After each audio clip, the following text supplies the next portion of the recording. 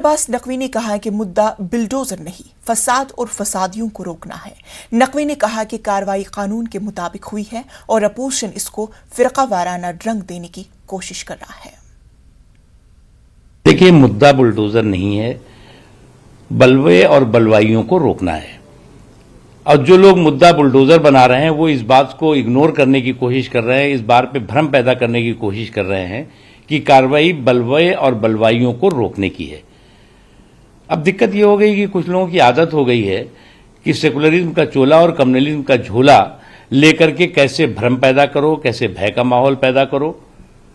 इसलिए मैं उनको भी यही सलाह दूंगा कि भैया, प्रवोक करना प्रायोरिटी नहीं होनी चाहिए, पीस प्रायोरिटी होनी चाहिए। और अगर आप पीस को प्रायोरिटी न मान करके और प्रवोक करने को प्रायोरिटी के रूप में लेंगे तो आपका पॉलिटिकल जो हालत है वो वैसी ही होती जाएगी। एक चीज।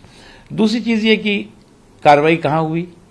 कार्रवाई जो है वो कास्ट देख के हुई, कम्युनिटी देख के हुई, कनेक्शन देख के हुई।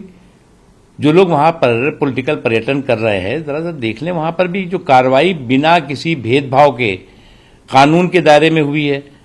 अब आप उस पर कम्युनल कवच पहनाने की कोशिश कर रहे हैं।